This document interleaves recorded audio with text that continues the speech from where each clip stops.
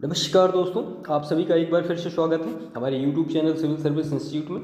तो आज पॉलिटी का ये हमारा थर्ड सेशन होगा और इसमें हम देखेंगे प्रेसिडेंट के बारे में, वाइस प्रेसिडेंट के बारे में, और उसके बाद कैग के बारे में, और जो यूनियन ऑफ मिनिस्टर होते हैं उनके बारे में। तो ये सारी डिटेल हम एक सेशन में ये पूरा डिस्कस करेंगे। इससे पहले हमारे पॉलिटी के दो जो सेशन हैं वो ऑलरेडी चैनल पर अपलोडेड है। आपको इसके डिस्क्रिप्शन में भी उसका लिंक मिल जाएगा, आप उनको देख सकते हैं। ठीक है, तो चलिए शुरू करते हैं प्रेसिडेंट के बारे में। चैनल को सब्सक्राइब जरूर करिएगा, वीडियो को लाइक करिएगा और दूसरों को भी शेयर करिएगा। देखिए, प्रेसिडेंट जो है एक बड़ा टॉपिक है।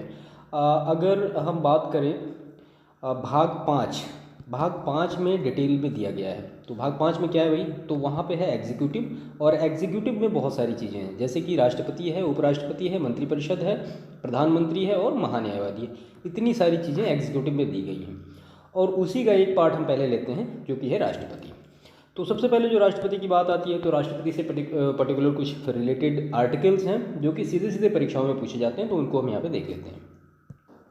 तो इसमें आर्टिकल जो 52 है भारत का एक राष्ट्रपति, आर्टिकल 53 संघ की कार्यपालिका शक्ति, और जो अनुच्छेद 54 है राष्ट्रपति का निर्वाचक मंडल, अनुच्छेद 55 है राष्ट्रपति की निर्वाचन की रीति, अनुच्छेद 56 राष्ट्रपति की पदावधि, अनुच्छेद 57 पुनर्निर्वाचन के लिए पात्रता, अनुच्छेद 58 राष्ट्रपति निर्वाचित होने के लिए अर्हताएँ, अनुच्छेद 59 राष्ट्रपति पद के लिए सेवा शर्तें क्या क्या हैं, अनुच्छेद 60 राष्ट्रपति द्वारा शपथ का या प्रतिज्ञान, और जो 61 है ये इम्पीचमेंट यानी राष्ट्रपति पे महाभियोग की बात है। और उसके बाद फिर आर्टिकल 62 जो कि राष्ट्रपति का पद रिक्त होने की स्थिति में उसे भरने के लिए निर्वाचन करने का समय और आकस्मिक रिक्ति को भरने के लिए निर्वाचन व्यक्ति की पदावधि, अनुच्छेद 72 इसमें क्षमा आदि और कुछ मामलों में दंडादेश के निलंबन, परिहार या लघुकरण की राष्ट्रपति की शक्ति, अनुच्छेद 73 में संघ की कार्यपालिका शक्ति का विस्तार। तो इतने सारे जो आर्टिकल्स हैं ये रिलेटेड हैं किससे, ये प्रेसिडेंट से रिलेटेड है। इनके बारे में आप याद रखिएगा, प्रश्न सीधे सीधे पूछे जाते हैं कि जैसे पूछ लिया गया कि राष्ट्रपति का निर्वाचक मंडल किस आर्टिकल में दिया गया, तो वो 54 में, ये सीधा आपको याद होना चाहिए। इसके बाद फिर जो क्वालिफिकेशन है राष्ट्रपति पद के लिए वो अनुच्छेद 58 में दी गई है। इसमें क्या क्या क्वालिफिकेशन है राष्ट्रपति बनने के लिए, तो पहला तो भारत का नागरिक होना चाहिए, आयु जो होना चाहिए वो न्यूनतम 35 वर्ष पूरी होनी चाहिए, और लोकसभा का सदस्य निर्वाचित होने की योग्यता होनी चाहिए। ठीक है, उसके बाद ये ऑफिस ऑफ प्रॉफिट यानी किसी भी लाभ के पद पर ना हो। अब लाभ का पद क्या क्या होता है इसके लिए सुप्रीम कोर्ट ने डिटेल में बता रखा है, उसको भी आगे डिस्कस करेंगे। तो ये 4 कंडीशन है प्रेसिडेंट को इलेक्ट होने के लिए, बनने के लिए। ठीक है, इसके बाद हम नेक्स्ट जो ये प्रश्न दिया गया है, तो भारत में राष्ट्रपति का निर्वाचन किस प्रकार होता है, तो जाहिर सी बात है वो एक अप्रत्यक्ष मतदान से होता है, जैसे कि आनुपातिक प्रतिनिधित्व से एकल संक्रमणीय मत पद्धति द्वारा। अब ये क्या होता है इसके बारे में डिटेल हम अभी आगे समझेंगे कि एकल संक्रमणीय जो मत प्रणाली होता है वो क्या होता है। ठीक है, इसके बाद भारत के राष्ट्रपति के चुनाव में मतदान कौन करता है, तो जाहिर सी बात है राज्यसभा, लोकसभा और राज्यों के केंद्र शासित प्रदेश की विधानसभाओं के निर्वाचित सदस्य। यहाँ पे केवल इलेक्टेड मेंबर ही राष्ट्रपति के चुनाव में मतदान करते हैं। अब केंद्र शासित प्रदेश केवल 2 हैं जहाँ की विधानसभा, एक तो दिल्ली है, दूसरा पुदुचेरी है, बाकी तो और कहीं है नहीं, और राज्यसभा और लोकसभा। ठीक है, और उसके साथ साथ जो मतलब स्टेट की विधानसभा है वहाँ भी होता है। अगर हम थोड़ा सा इसको डिटेल यहाँ पे कर लें कि अगर प्रत्येक राज्य के विधानसभा के जो प्रत्येक सदस्य होते हैं उनके मत का मूल्य क्या होता है, एक बार प्रश्न पूछा गया है, तो वो होता है राज्य की जनसंख्या यानी पॉपुलेशन ऑफ स्टेट अपान राज्य विधानसभा में निर्वाचित सदस्य गुणे 1/1000। ठीक है, तो ये जो प्रत्येक सदस्य होते हैं या प्रत्येक विधायक के मत का मूल्य होता है। अगर संसद की बात करें कि प्रत्येक संसद सदस्य के मत का मूल्य क्या होता है, तो राज्यों के मत का मूल्य बटा संसद के निर्वाचित सदस्य, तो ये होता है संसद के सदस्य का जो मूल्यांकन होता है वो होता है, दोनों का अलग अलग होता है। इसके बाद भारत के राष्ट्रपति उम्मीदवार के प्रस्ताव का अनुसमर्थन करने के लिए कम से कम कितने सदस्यों को जाना चाहिए, तो 50 निर्वाचकों द्वारा। और राष्ट्रपति के निर्वाचन में किसी भी राज्य का मुख्यमंत्री किसी स्थिति में मतदान करने के लिए पात्र नहीं होगा यदि राज्य विधानमंडल में उच्च सदन का सदस्य है। इसका मतलब यह है कि अगर वो विधानसभा का सदस्य नहीं है तो वो मतदान नहीं कर सकता है। अब जैसे मान लिया आप बात कर लें उत्तर प्रदेश की, तो एक तो विधान परिषद है और एक विधानसभा है। अब अगर मान लिया चीफ मिनिस्टर है वो विधान परिषद से भी बन सकते हैं और विधानसभा से भी बन सकते हैं, तो अगर जो चीफ मिनिस्टर हैं वो विधान परिषद से बने हैं तो वो राष्ट्रपति के इलेक्शन में वोट नहीं डालेंगे। इसके बाद इसमें नेक्स्ट है, कौन राष्ट्रपति के निर्वाचक मंडल का भाग तो है परंतु उसके महाभियोग में भाग नहीं लेता है। तो राज्य की विधानसभाएं जो होती हैं वो इम्पीचमेंट में भाग नहीं लेती है, सिर्फ राज्यसभा और लोकसभा। इसके बाद संसद अथवा विधानसभा का कोई सदस्य राष्ट्रपति निर्वाचित हो सकता है परंतु उस पर क्या शर्तें हैं। तो निर्वाचित होने के उपरांत उसे अपनी सदस्यता छोड़नी होगी। संसद के लिए राष्ट्रपति का अभिभाषण कौन तैयार करता है। तो जो केंद्रीय मंत्रिमंडल होता है वो तैयार करता है संसद का राष्ट्रपति का अभिभाषण। भारत के राष्ट्रपति चुनाव में उत्पन्न विवाद का निपटारा कौन करता है। तो जाहिर सी बात है सुप्रीम कोर्ट। और भारत के राष्ट्रपति को उसके कार्यकाल की समाप्ति से पूर्व किस पद से हटाया जा सकता है। तो इम्पीचमेंट के द्वारा यानी महाभियोग के द्वारा। आप हमें कमेंट करके बताइए कि राष्ट्रपति पर महाभियोग कहाँ के संविधान से लिया गया है। पीछे के सेशन में हमने डिस्कस किया। भारत के राष्ट्रपति को उसके पद से हटाने का अधिकार किसे प्राप्त है। तो संसद को प्राप्त है। संसद इम्पीचमेंट के थ्रू उसको हटा सकती है। और संघ की कार्यपालिका शक्ति किस अनुच्छेद के अंतर्गत राष्ट्रपति में निहित है। तो अनुच्छेद 53। अनुच्छेद 53 में क्या है कि संघ की कार्यपालिका शक्ति कहाँ निहित होगी, राष्ट्रपति में नहीं होगी, सीधा सीधा कहा गया है। और उसके बाद फिर अनुच्छेद 54 है। अनुच्छेद 54 हमें ये बताता है कि कौन कौन से लोग राष्ट्रपति के निर्वाचक मंडल में शामिल होंगे। जाहिर सी बात है इलेक्टेड मेंबर ही होंगे। उसके बाद अगर 55 की बात करें तो राष्ट्रपति का जो चुनाव होता है उसके निर्वाचन की प्रक्रिया 55 में है। ऐसी चीज़ों को याद रखा करिए। उसके बाद फिर अनुच्छेद 61 के अंतर्गत राष्ट्रपति पर महाभियोग संसद के किस सदन द्वारा प्रारंभ किया जा सकता है। तो वो किसी भी सदन द्वारा प्रारंभ किया जा सकता है, चाहे वो राज्यसभा हो या लोकसभा हो। भारतीय संविधान का कौन सा अनुच्छेद राष्ट्रपति के लिए पुनः निर्वाचन की पात्रता निर्धारित करता है। तो अनुच्छेद 57 जो है ये पुनर्निर्वाचन की लिए जो सारी डिटेल है वो बताई गई है उसमें। राष्ट्रपति को कोई भी विषय पुनर्विचार के लिए मंत्रिपरिषद को वापस भेजने का अधिकार किस संविधान संशोधन द्वारा प्राप्त है। तो 44वें संविधान संशोधन द्वारा ये अधिकार प्राप्त है। पहले ऐसा नहीं था। तो 44वें संविधान संशोधन द्वारा राष्ट्रपति मंत्रिपरिषद की जो सलाह होती है उसको एक बार पुनर्विचार के लिए लौटा सकता है, लेकिन अगर फिर से उसी सलाह को मंत्रिपरिषद ने बिना कोई अमेंड किए राष्ट्रपति के पास भेजा तो राष्ट्रपति उस सलाह को मानने के लिए बाध्य होता है सेकेंड टाइम। भारतीय संविधान के किस अनुच्छेद के अंतर्गत राष्ट्रपति संसद के दोनों सदनों द्वारा पारित किसी विधेयक पर अपनी स्वीकृति रोक सकते हैं। तो अनुच्छेद 111। 110 में क्या है तो वो मनी बिल है, अभी आगे देखेंगे। किस अनुच्छेद के अंतर्गत राष्ट्रपति कुछ आकस्मिकताओं में राज्यपाल के कार्यों का निर्वहन हेतु उपबंध कर सकता है। तो अनुच्छेद 160। सर्वोच्च न्यायालय के न्यायाधीश को उसके पद से हटाने का अधिकार किसे प्राप्त है। तो वो राष्ट्रपति को। राष्ट्रपति लोकसभा को कब भंग कर सकते हैं। तो केंद्रीय मंत्रिमंडल की अनुशंसा पर लोकसभा को भंग कर सकते हैं। लोकसभा और राज्यसभा का जो ज्वाइंट सेशन होता है यानी संयुक्त अधिवेशन किसके द्वारा आयोजित किया जाता है। तो राष्ट्रपति के द्वारा। लेकिन इन दोनों का अध्यक्ष कौन होता है। तो वो लोकसभा अध्यक्ष ही होता है। भारत के राष्ट्रपति के किस एकमात्र मामले में जेबी वीटो की शक्ति का प्रयोग किया गया। तो भारत डाकघर संशोधन विधेयक 1986। किसी भौगोलिक क्षेत्र को अनुसूचित क्षेत्र घोषित करने का संवैधानिक अधिकार किसे प्राप्त है। तो वो राष्ट्रपति को। और वर्तमान में राष्ट्रपति को मासिक वेतन कितना मिलता है। तो वो 5 लाख। यदि भारत के राष्ट्रपति का पद रिक्त हो जाए तो कोई भी उपराष्ट्रपति न हो तब कार्यवाहक राष्ट्रपति का कार्यभार कौन ग्रहण करेगा। तो जाहिर सी बात है सुप्रीम कोर्ट के जो मुख्य न्यायाधीश होंगे वो। वह राष्ट्र का प्रतिनिधित्व करता है परंतु राष्ट्र का नेतृत्व नहीं करता। यह उक्ति किस पर लागू होती है। तो भारत के राष्ट्रपति पर। भारत के राष्ट्रपतियों में से कौन बिहार का राज्यपाल रह चुका है। तो डॉक्टर जाकिर हुसैन और श्री रामनाथ कोविंद। एक विधेयक जो संसद में प्रस्तुत किया जाता है वह किस प्रक्रिया के बाद अधिनियम बन जाता है। तो राष्ट्रपति के हस्ताक्षर के बाद वो एक अधिनियम बन जाएगा। निर्विरोध रूप से चुने गए भारत के प्रथम राष्ट्रपति तो नीलम संजीव रेड्डी। और भारत के राष्ट्रपतियों में किनका संबंध ट्रेड यूनियन आंदोलन से रहा। तो वराहगिरी वेंकट गिरी।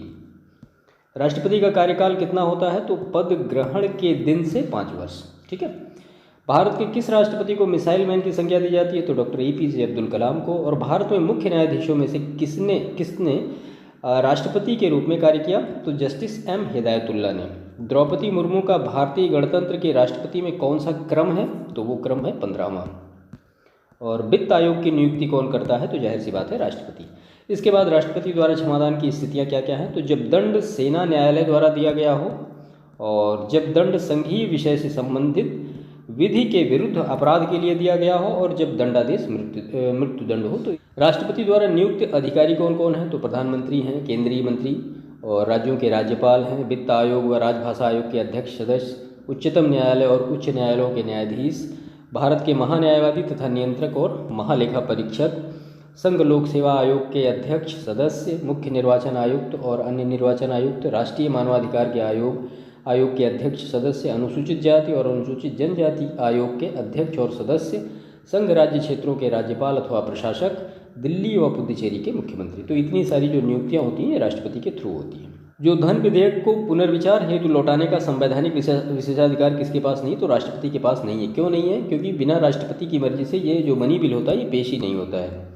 जब कोई विधेयक संसद के दोनों सदनों द्वारा पारित करा दिया जाता है तो राष्ट्रपति को उस विधेयक पर अपनी अनुमति रोकने का अधिकार प्राप्त है। जाहिर सी बात है, कुछ वीटो दिए गए हैं। भारत का राष्ट्रपति संसद के दोनों सदनों की चर्चा में भाग नहीं ले सकता। सही है। राष्ट्रपति की मृत्यु, पदत्याग अथवा हटाए जाने पर पद की रिक्ति को 6 माह की समय सीमा के भीतर भरना होगा। भारत में राष्ट्रपति का चुनाव एकल हस्तांतरणीय मत प्रणाली यानी सिंगल ट्रांसफरेबल वोट सिस्टम द्वारा होता है। भारतीय संविधान का अनुच्छेद 143 राष्ट्रपति को उच्चतम न्यायालय से परामर्श करने की शक्ति प्रदान करता है और भारतीय संविधान भारत के राष्ट्रपति को राज्यों के मुख्यमंत्री की नियुक्ति करने का अधिकार नहीं देता है। राष्ट्रपति के रूप में डॉक्टर राजेंद्र प्रसाद ने सबसे लंबी अवधि यानी 1950 से 1962 तक एवं जाकिर हुसैन ने कार्यकारी राष्ट्रपति को छोड़कर सबसे कम अवधि यानी 1 वर्ष 11 दिन तक कार्य किया। तो ये दोनों नाम आप याद रखिएगा। इसके बाद फिर अब वाइस प्रेसिडेंट के बारे में पर्टिकुलर डिटेल देखते हैं कि क्या क्या चीज़ें हैं। तो इसमें पर्टिकुलर कुछ आर्टिकल्स हैं। तो आर्टिकल 63 भारत के लिए एक उपराष्ट्रपति का प्रावधान है।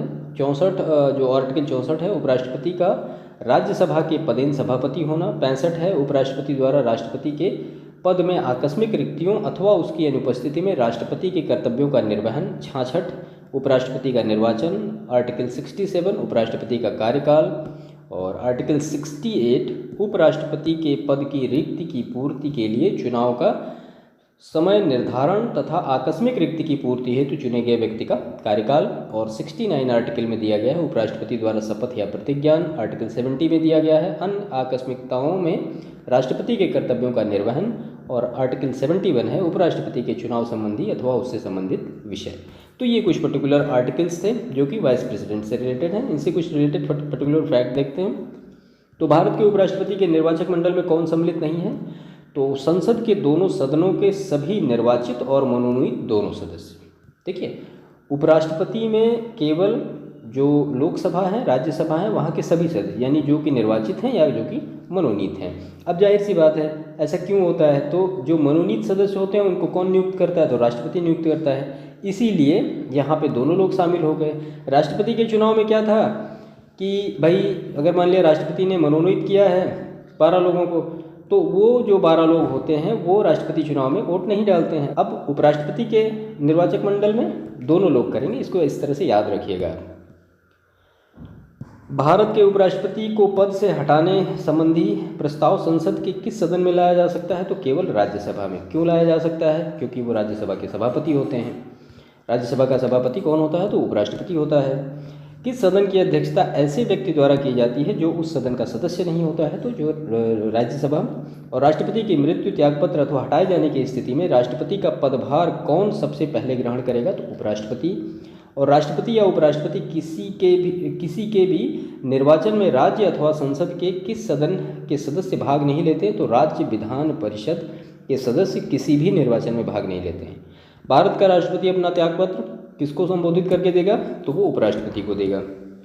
उसके बाद प्रेसिडेंट और वाइस प्रेसिडेंट का जो पद है उसकी तुलना करते हैं। तो प्रेसिडेंट का पद लोकसभा सदस्य बनने की योग्यता, यहाँ राज्यसभा सदस्य बनने की योग्यता। राष्ट्रपति को निर्वाचक मंडल में संसद के दोनों सदनों तथा राज्य विधानसभाओं के निर्वाचित सदस्यों के साथ साथ दिल्ली पुडुचेरी की विधानसभा के निर्वाचित सदस्य शामिल होते हैं। जाहिर सी बात है वाइस प्रेसिडेंट में ऐसा नहीं होता है। केवल राज्यसभा और लोकसभा के मनोनीत और जो चुने हुए सदस्य होते हैं वो करते हैं। बाकी विधानसभा या विधान परिषद या संघ राज्य क्षेत्र इनसे कोई लेना देना नहीं होता है। और राष्ट्रपति को पद से हटाए जाने की प्रक्रिया महाभियोग किसी भी सदन में प्रारंभ की जा सकती है। उपराष्ट्रपति को पद से हटाने वाला प्रस्ताव केवल राज्यसभा में ही प्रस्तुत किया जा सकता है, और राष्ट्रपति को हटाने वाला जो प्रस्ताव है वो संसद के किसी भी सदन में प्रस्तुत किया जा सकता है। ठीक है। उसके बाद कुछ पर्टिकुलर और फैक्ट हैं। तो भारत में उपराष्ट्रपति के पद संबंधित प्रावधान कहाँ से लिए गए हैं? तो अमेरिकी कॉन्स्टिट्यूशन से लिए गए हैं। और राष्ट्रपति के निर्वाचन के समान ही उपराष्ट्रपति के निर्वाचन से संबंधित सभी विवादों के समाधान का अधिकार उच्चतम न्यायालय को प्राप्त है, और उसका निर्णय जो होगा वो अंतिम होगा। इसके बाद इसमें जो नेक्स्ट टॉपिक है हमारा यूनियन काउंसिल ऑफ मिनिस्टर्स। तो इसके बारे में डिटेल हम देखते हैं सारी चीज़ें। तो केंद्र सरकार का प्रमुख कौन होता है? तो जाहिर सी बात है प्राइम मिनिस्टर। और प्राइम मिनिस्टर की नियुक्ति किसके द्वारा की जाती है? तो जाहिर सी बात है प्रेसिडेंट के थ्रू। और भारत का प्रधानमंत्री बनने के लिए न्यूनतम आयु कितने वर्ष होना चाहिए? तो 25 वर्ष होना चाहिए। लोकसभा में भी एंट्री के लिए 25 साल होनी चाहिए, और राज्यसभा के लिए 30 साल होनी चाहिए। संसदीय शासन व्यवस्था में वास्तविक कार्यपालिका शक्ति किसके अधीन होती है? तो जाहिर सी बात है प्राइम मिनिस्टर के। और लोकसभा अविश्वास प्रस्ताव प्रस्तुत करने के लिए लोकसभा सदस्यों की न्यूनतम संख्या कितनी होनी चाहिए? तो वो 50। भारत का प्रधानमंत्री सामान्यतः किस सदन का सदस्य होता है? तो वो लोकसभा का। लेकिन राज्यसभा के भी जो सदस्य होते हैं वो प्राइम मिनिस्टर बन सकते हैं। डॉक्टर मनमोहन सिंह जो थे वो राज्यसभा के ही सदस्य थे। मंत्रिमंडल में कुल मंत्रियों की संख्या प्रधानमंत्री सहित लोकसभा के सदस्यों की कुल संख्या के 15% से अधिक नहीं होगी। यह प्रावधान किस संविधान संशोधन के द्वारा किया गया? तो वो 91 कॉन्स्टिट्यूशन अमेंडमेंट 2003। संसद का सदस्य होने पर कोई भी व्यक्ति अधिकतम कितने समय तक केंद्रीय मंत्री रह सकता है? तो वो 6 माह तक। के संसद का सदस्य नहीं होने पर कोई भी कितने समय तक केंद्रीय मंत्री रह सकता है? तो 6 महीने तक। उसके बाद उनको किसी भी हाउस का मेंबर होना नेसेसरी होगा। केंद्र में मंत्रिपरिषद सामूहिक रूप से किसके प्रति उत्तरदायी होती है? तो जाहिर सी बात है लोकसभा के प्रति, जो निचला सदन होता है। भारत के संविधान के किस अनुच्छेद में यह प्रावधान किया गया है कि प्रत्येक राज्य की कार्यपालिका शक्ति इसका प्रयोग इस प्रकार किया जाएगा जिससे संघ की कार्यपालिका शक्ति पर कोई प्रतिकूल प्रभाव ना पड़े? तो अनुच्छेद 257। और भारतीय राजनीतिक व्यवस्था में कार्यपालिका किसके अधीन कार्य करती है? तो विधायिका के। जवाहरलाल नेहरू की कैबिनेट में पहले गृह मंत्री तथा बाद में रक्षा मंत्री कौन बने? तो वो कैलाशनाथ काटजू। भारत के किस प्रधानमंत्री का विदेश में अधिकतम आकस्मिक निधन हुआ? तो वो लाल बहादुर शास्त्री।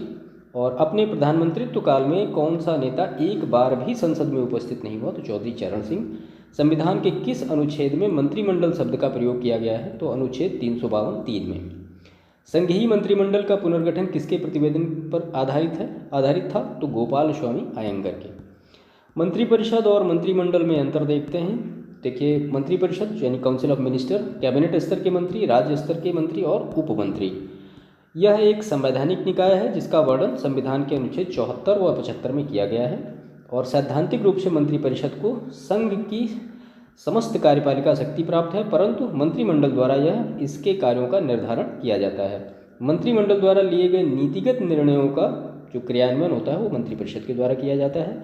उसके बाद मंत्रिमंडल यानी जिसको हम कैबिनेट कहते हैं, तो इसमें केवल कैबिनेट स्तर के ही मंत्री शामिल होते हैं। और 44वें संविधान संशोधन 1978 के द्वारा अनुच्छेद 352 में मंत्रिमंडल शब्द को जोड़ा गया जो संविधान के मूल पाठ में नहीं था। व्यवहारिक रूप में मंत्रिमंडल सदैव मंत्रिपरिषद की शक्तियों का ही प्रयोग करता है और मंत्रियों के कार्यों का निर्धारण करता है। और इसके बाद नीतिगत निर्णयों को क्रियान्वित करने के लिए यह एक मंत्रिपरिषद को निर्देश देता है तथा निर्णयों के क्रियान्वयन की निगरानी भी करता है। तो ये डिफरेंस होता है मंत्रिमंडल और मंत्रिपरिषद में। स्वतंत्र भारत के प्रथम वित्त मंत्री तो श्री R.K. षणमुगम चेट्टी। इसके बाद ऑफिस ऑफ प्रॉफिट का निर्धारण संसद एवं राज्य विधानमंडल द्वारा किया जाता है। भारतीय संविधान के अनुच्छेद 75 प्रधानमंत्री और अन्य मंत्रियों की नियुक्ति मंत्रिपरिषद के आकार और उत्तरदायित्व का निर्धारण करता है। यदि भारत के प्रधानमंत्री संसद के उच्च सदन के सदस्य हैं तो वे अविश्वास प्रस्ताव की स्थिति में अपने पक्ष में मत नहीं दे सकेंगे। व्हाइट पेपर क्या होता है? तो भारत से संबंधित आधिकारिक दस्तावेज को हम क्या कहते हैं? जो व्हाइट पेपर होता है यानी श्वेत पत्र। इसके बाद अटॉर्नी जनरल और कैग। तो भारत के नियंत्रक महालेखा परीक्षक, इनसे कुछ पर्टिकुलर रिलेटेड आर्टिकल्स हैं। तो आर्टिकल 148 भारत के नियंत्रक एवं महालेखा परीक्षक की नियुक्ति और पदमुक्ति, 149 में नियंत्रक एवं महालेखा परीक्षक के कार्य एवं शक्तियाँ, 150 में संघ तथा राज्यों के लेखा प्रारूपों के संबंध में राष्ट्रपति को सलाह, और 151 यानी अनुच्छेद 151 में जो रिपोर्ट होती है अंकेक्षण प्रतिवेदन ये है। भारत के 3 विधि अधिकारी हैं, कौन कौन से? तो पहले तो हैं अटॉर्नी जनरल ऑफ इंडिया, जिनको भारत का महान्यायवादी कहा जाता है। दूसरे भारत के महाधिवक्ता, जिनको सॉलिसिटर जनरल ऑफ इंडिया कहा जाता है। और भारत के अपर महाधिवक्ता यानी additional solicitor general of India. तो ये 3 विधि अधिकारी के नाम आप याद रखिएगा। भारत का प्रथम महान्यायवादी तो MC सीतलवाड़। और भारत सरकार को कानूनी विषयों पर परामर्श कौन देता है? तो महान्यायवादी यानी अटॉर्नी जनरल। भारत का सर्वोच्च विधि अधिकारी कौन होता है? तो भारत का महान्यायवादी। और भारत का महान्यायवादी किसका विधि सलाहकार होता है? तो भारत सरकार का। राष्ट्रपति द्वारा महान्यायवादी को सौंपे गए कार्य कौन कौन से हैं? तो भारत सरकार से संबंधित मामलों से लेकर उच्चतम न्यायालय में भारत सरकार की ओर से पेश होना, और संविधान के अनुच्छेद 143 के अंतर्गत राष्ट्रपति की ओर से उच्चतम न्यायालय में भारत सरकार का प्रतिनिधित्व करना, और सरकार से संबंधित किसी मामले में उच्च न्यायालय में सुनवाई का अधिकार। अनुच्छेद 76(4) के अनुसार महान्यायवादी किसके प्रसाद पर्यंत पद धारण करेगा? तो वो राष्ट्रपति के। और सॉलिसिटर जनरल जो होता है वो महान्यायवादी का अधीनस्थ होता है। भारत के प्रथम नियंत्रक और महालेखा परीक्षक कौन? तो वो B नरहरि राव। और राज्य सरकार के को कानूनी विषयों पर कौन परामर्श देता है? तो एडवोकेट जनरल यानी महाधिवक्ता। स्टेट में महाधिवक्ता होते हैं और सेंटर में जो महान्यायवादी होते हैं। संसद की लोक सेवा समिति यानी पब्लिक सर्विस कमेटी की बैठकों में कौन उपस्थित रहता है? तो भारत का नियंत्रक एवं महालेखा परीक्षक। और भारत के नियंत्रक एवं महालेखा परीक्षक के पद का सृजन किसके द्वारा किया गया है? तो वो संविधान के द्वारा आर्टिकल में दिया गया है। और भारत के नियंत्रक एवं महालेखा परीक्षक का जो टेन्योर होता है यानी कार्यकाल वो 6 वर्ष का होता है। भारत का नियंत्रक और महालेखा परीक्षक किसका मार्गदर्शक होता है? तो लोक लेखा समिति का यानी जो पब्लिक अकाउंट कमेटी होती है। राज्य एवं केंद्र सरकारों के सभी खर्चों की वित्तीय जांच कौन करता है? तो कैग। और नियंत्रक एवं महालेखा परीक्षक के पेंशन और भत्ते किस पर भारित होते हैं? तो वो भारत की संचित निधि पर भारित होते हैं। कुछ पर्टिकुलर इंपॉर्टेंट फैक्ट हैं। तो भारत के महान्यायवादी को संसद के दोनों सदनों में बोलने, कार्यवाहियों में सम्मिलित होने, किसी भी संसदीय कमेटी का सदस्य होने का अधिकार है, परंतु वोट देने का अधिकार नहीं है। महान्यायवादी का पद संविधान के अनुच्छेद 76 के अंतर्गत एक संवैधानिक पद है, जबकि महाधिवक्ता का पद संवैधानिक न होकर मात्र एक स्टैट्यूटरी यानी वैधानिक पद है। नियंत्रक एवं महालेखा परीक्षक को लोक निधि का मुख्य अभिभावक कहा जाता है यानी chief guardian of public purse. तो ये कुछ पर्टिकुलर डिटेल थी कैग के बारे में। इसके बाद पार्लियामेंट और सारी चीज़ें हम नेक्स्ट अपने सेशन में डिस्कस करेंगे। तो आज यहाँ पे हमने जो चीज़ें डिस्कस की हैं, जैसे ये हमारा है प्रेसिडेंट को हमने पूरा डिस्कस किया, उसके बाद फिर वाइस प्रेसिडेंट के बारे में पूरा डिटेल किया, और जो यूनियन ऑफ मिनिस्टर्स हैं उनके बारे में डिटेल किया, उसके बाद कैग के बारे में, उसके बाद फिर अटॉर्नी जनरल के बारे में। तो ये सारी चीज़ें हमने यहाँ पे एक सेशन में इसको डिस्कस किया। देखिए ये NCERT के 1 लाइनर फैक्ट हैं जो कि परीक्षाओं में लास्ट ईयर पूछे गए हैं। और इससे पहले मैं आपसे यही कहूँगा कि आप कम से कम एक बार NCERT को रीड करिए, तो चीज़ें आपको बेहतर तरीके से समझ में आएंगी। तो सेशन को यहाँ पे समाप्त करते हैं। बाकी चैनल को सब्सक्राइब जरूर करिएगा, वीडियो को लाइक करिएगा और दूसरों को भी शेयर करिएगा। मिलते हैं नेक्स्ट सेशन में, तब तक के लिए थैंक यू।